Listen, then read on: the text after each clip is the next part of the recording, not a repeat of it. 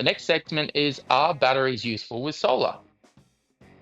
A solar panel, as the name suggests, only works when the sun's out. Solar will still work when it's cloudy, albeit less. And when it's nighttime, if there's available energy storage, then batteries will work to provide power that your household requires. But batteries are also incredibly useful during the day, which includes businesses, off-grid systems, and homeowners. We don't often think about batteries being useful in the daytime, but let me show you a solar and battery system with some data so that this will make a little bit more sense to you. In our first picture, we have a graph of loads that the small business needed to supply. They have a 16 kilowatt hour storage of battery and 16 kilowatts of solar.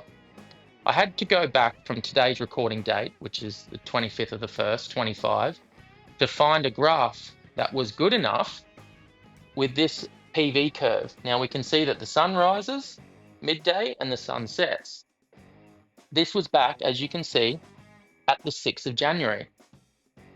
I had to go back 19 days to find an optimal graph. This is an optimal sun graph. Nice curve, rises, falls, no clouds. It's able to charge the battery, it's able to run the loads, and export a little during the day to cover the supply charges. However, in reality, we get more cloudy days and sunny days during a year, and it's mostly cloudy in hotter tropical parts of Australia. This is a normal day for a sunny and cloudy day. The peak power of the equipment is drawing no more than 12 kilowatts, as we can say. So, follow along down here, we can see our loads. In the next slide, we'll see that the solar is available, but it's incredibly intermittent and even low at some points. In the next slide, you can see that the battery is able to act as a shock absorber. This dark green line here being its state of charge, being at 100%, and we can see that when the solar dropped out, it was able to discharge slightly, and from this zero line above, we can see it's actually outputting to the loads. Shortly after outputting to the loads, it charges up. This is the state of charge increasing, and we can see here, for instance, it's charging back up. In the next slide, the grid graph is what is feeding to the grid from the solar in negative, or the south of the zero line, and above in the positive to the grid feeding the loads. So this is our zero line here. This is our export to the grid under that, and this is what we're using. So if we were just to cut all of that, what are we using? In the night time, a little bit because we've run out of battery power, but during the day, minimal. And the reason being is because we've got the battery there to act as a shock absorber. So on the next slide, let's combine the PV battery and loads data now. Where the battery is discharging to cover the loads, we can see this because the solar doesn't have enough available sunlight, most likely due to cloud cover. However, shortly after, when the sun comes back out and solar is available, it charges the battery right back up again. Hence, the battery acts as a shock absorber, as I've mentioned. If there was no battery, this power would need to be bought from the grid, and at full price, when most people would assume that their solar was covering their loads. And we can see that with the loads here, the solar dropping beneath what the loads need, and the batteries coming in to pick up the slack, so to speak.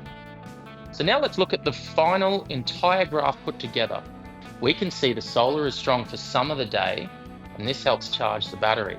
When that solar partially lacks enough power for the loads, the battery is able to cover the loads, and excess solar from that can feed into the grid after it's met the loads demand and charge the battery. The grid hence is really used as backup power supply for the property. One thing that never changes is the loads of the equipment. When you turn on the lights, you need them to turn on. A key design point in regards to correctly sizing the battery is not just the battery's ability to store energy in kilowatt hours, but also the ability to handle the load's peak demand. For example, you might have a 16 kilowatt hour battery, but if you think that 16 kilowatt hour battery can run instantly a 16 kilowatt load, think again.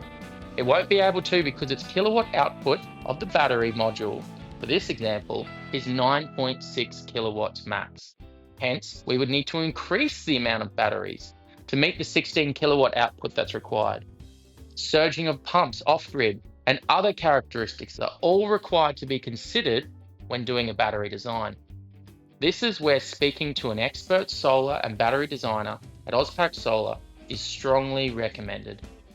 Another misconception is the more solar you put on, the better. Whilst it is recommended to go more than your inverter capacity, it's sometimes wiser to spend less on solar and more on a battery system. For example, pumps as equipment or pubs as a business tend to use a lot of energy, which is constant power over time. For instance, with freezers and fridges and air cons for customers staying at that pub at night, they would use a lot of their energy in the evening and even when people are sleeping. So lots of solar and no batteries may not be the best financial investment. Finally, batteries are able to provide off-grid and backup supply to critical circuits for both home and businesses, which can be hard to quantify initially. But you only need to lose one fridge full of meat whilst you're on holidays to realize the value of a battery system. The biggest hindrance to batteries are the cost. So let's have a look at what they can cost to realize their value.